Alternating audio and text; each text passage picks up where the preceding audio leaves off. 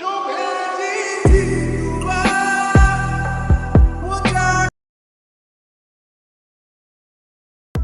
একটু কথা ছিল। কিছু লাগবে? না বাবা, আমার কিছু লাগবে না। শুভর একটা স্বপ্ন ছিল। শুভরা নতুন কি স্বপ্ন? আগের বার তো পুলিশ অফিসার হতে চেয়েছিল, ডাকাত ধরার জন্য গাছে চড়ে প্র্যাকটিস করছিল। এখন আবার নতুন কি স্বপ্ন? না না, ওরকম কিছু না। এবারেরটা অবশ্য বেশ সিরিয়াস। ক্রিকেটার হতে চাই ও। ছেলেটা খেলুক না, ঘরে বসে মোবাইল ঘাটতে ঘাটতে চোখ নষ্ট করার কি দরকার? ঠিক আছে, আমি দুদিন ভাবি তারপর জানাবো। কেমন? এই তোরা জানিস এটা কি? কিন্তু তুমি চাইলে তো তুমি আর তোমার বাবার ফ্যামিলি একই সাথে একই বাড়িতে থাকতেই পারো। তো সমস্যা কোন জায়গায়? কিছু সমস্যা দেখা যায় না, কিন্তু সমস্যা এমন এক জিনিস যা মানুষকে নিঃশব্দে বদলে দেয়। কিছু সম্পর্কে হয়তো একটু দূরত্ব থাকাটাই বেটার। আমি যদি বাবার সঙ্গে থাকতাম তাহলে হয়তো সে তার ওয়াইফ থেকে প্রপার রেসপেক্ট আর শান্তিটা পেত না। আলাদা আছি বলেই ভালোবাসা, শান্তি, রেসপেক্ট সবই ঠিক আছে। স্যার ভাই, তুমি নেহাতি একজন জীবন শিক্ষক। আরে না লাদেন ভাই, আমি শুধু চেষ্টা করি জীবনের সবকিছু নিজেকে সহজভাবে বোঝাতে। উড়ো, তোমার দাদি আইছে। কি আসছে? আর তোমার দাদি।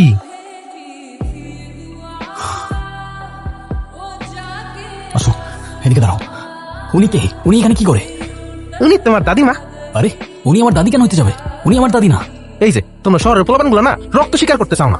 আমি নিজ চোখে দেখতেছি উনি তোমার দাদিমা, তুমি বলো না। উনি যদি তোমার দাদি নাই হইতো তাহলে এই বাড়িতে কেন আসতো? আর কেন বলতে তার বাড়ি? এই তুমি এগুলা কি বলতেছো? তোমার মাথা ঠিক আছে? হ্যাঁ, উনি আমার দাদি কেন হইতে যাবে? আমার দাদি ছোটবেলায় মারা গেছে। উনি আমার দাদি না, উনি অন্য কেউ হবে। Wait, you are right.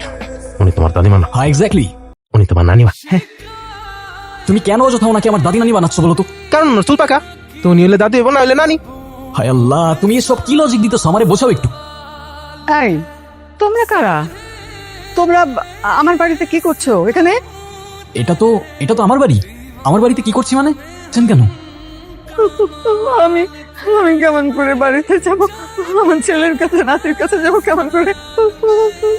আচ্ছা, আপনি যাবেন তো? কোনো সমস্যা নেই, আমরা আপনাকে সাহায্য করব। আপনাকে বাড়িতে ফিরিয়ে দেওয়ার দায়িত্ব আমাদের। আপনি কোনো চিন্তা করবেন না। আমার বাড়িতে বেরা খুব দরকার। আমার নাতি, আমার ছেলে, ওদের কাছে যাওয়া আমার খুব দরকার। আমাকে বাড়িতে পৌঁছে দাও, আমার নাতির কাছে, আমার ছেলের কাছে। আপনি কাঁদবেন না, আপনি অবশ্যই যাবেন আপনার বাড়িতে। আমি বললাম তো, আমি কথা দিলাম আপনাকে, আপনি অবশ্যই আপনার বাড়িতে যাবেন। ঠিক আছে? আরে কি করলেন এটা? এই ভেজা কাপড় নিয়ে আমি এখন রাইড কিভাবে করবো? কেন, ব্যাগে এক্সট্রা কাপড় নাই? বের করে পরে নেন এখানে। মাথা ঠিক আছে আপনার? এই রাস্তার মধ্যে এখন আমি কাপড় পাল্টাবো? এখানে লেডিস আছে, দেখেন না? আমার মান সম্মান খাইতে চান নাকি? ও আচ্ছা, আপনার আবার মান সম্মানও আছে? আর একটু আগে যে নিজের প্যান্টের চেইন খুলে রাস্তাটাকে নিজের প্রাইভেট ওয়াশরুম বানায় ফেললেন, হ্যাঁ? তখন মাথায় ছিল না এখানে লেডিস আছে? তখন আপনার মান সম্মান যায় নাই? আর কি যেন বলছিলেন একটু আগে? ছোট ছোট বাচ্চারা এদের থেকে কি শিখবে? আপনার থেকে কি শিখবে? খুব মহৎ কাজ শেখাচ্ছেন না আপনি? হ্যাঁ, মানুষকে বদলাতে বললেই কি সব বদলে যাবে? আগে নিজেকেও বদলাতে হবে ব্রাদার। সরি ভাই, ভুলে গেছেন, বুঝতে পারিনি। এই সরি আর ভুল হয়ে গেছে দিয়েই তো এই দেশে পার পেয়ে গেলেন। হ্যাঁ, কি আর বলবো, ইটস ওকে।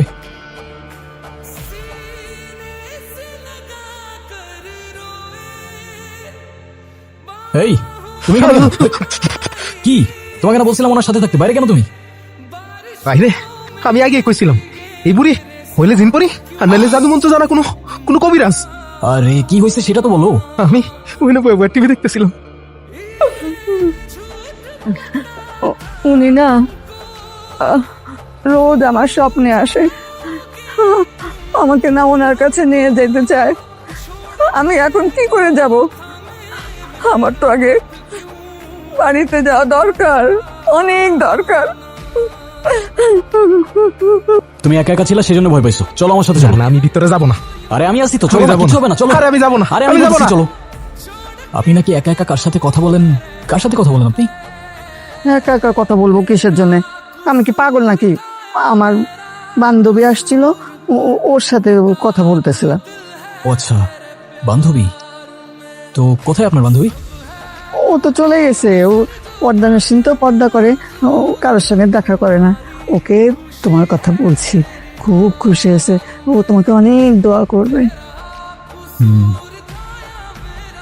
আমি আলাদা হয়েছি আমার স্বস্তির জন্য, আর সাহেল আলাদা হয়েছে ওর সম্মানের জন্য। হয়তো আমরা দুজনেই ঠিক, অথবা দুজনেই ভুল। তোমার কথায় সবসময় মনে হয় দোষটা যেন আমার দিকেই আসে। তুমি কখনো চিন্তা করছো দূরত্বটা কে তৈরি করছিল? তুমি যদি দুদিক সামলাতেই পারতা তাহলে তো সৎ মা আর সৎ ছেলে শব্দটাই আর আসতো না। তুমি ঠিকই বলেছ রিনা, আমিও হয়তো পারিনি, কিন্তু সাহেল আজকে যেখানে দাঁড়িয়ে আছে সেখান থেকে ওকে ফিরিয়ে আনা সম্ভব না। সম্পর্কের ভার সবাই বইতে পারে না, তাই বোঝা নামিয়ে অনেকেই স্বস্তি খোঁজে।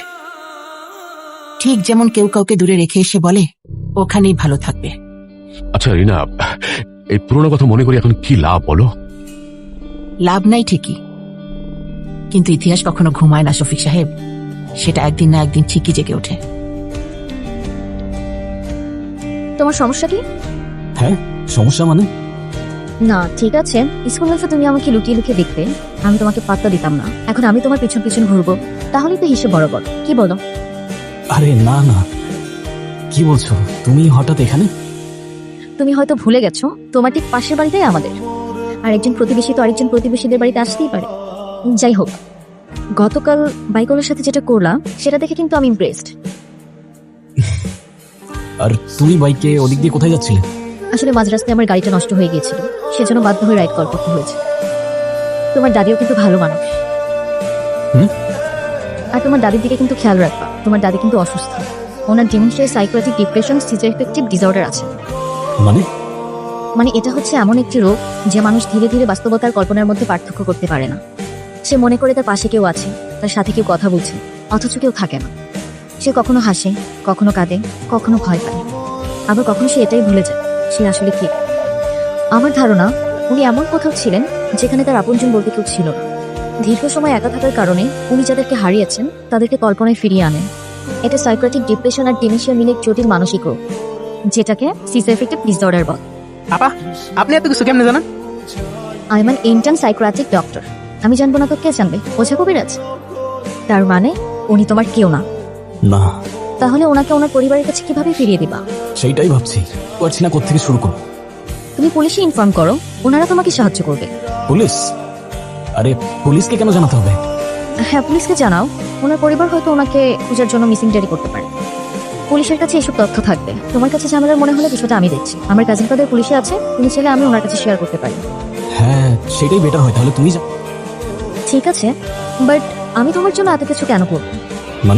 মানে হচ্ছে আমি তোমার জন্য এত কিছু কেন করব? তুমি তোমার ফ্রেন্ড রিকোয়েস্ট অ্যাকসেপ্ট করো। ও, ফ্রেন্ড রিকোয়েস্ট এখনই করে দিচ্ছি। ডান, খেয়াল ছিল না আমার, সরি। হ্যাঁ এই ছোট ভাই, আপদ তো বিদায় হয়েছে। আপদ বিদায় হয়েছে মানে? আরে তুই তো গেছে গা। কি বলতেছো তুমি? উনি অসুস্থ, ওনাকে যেতে দিছো কেন তুমি?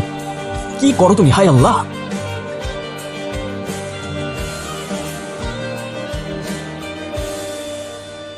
ভোরে সব ভরে নিজেই রাখছে, আমি খালি আগুনটা ধরা দিছিলাম। তবে মনে হয় না খাইতে পারবো, তো গন্ধটাই কেমন যেন পুরান পুরান লাগে।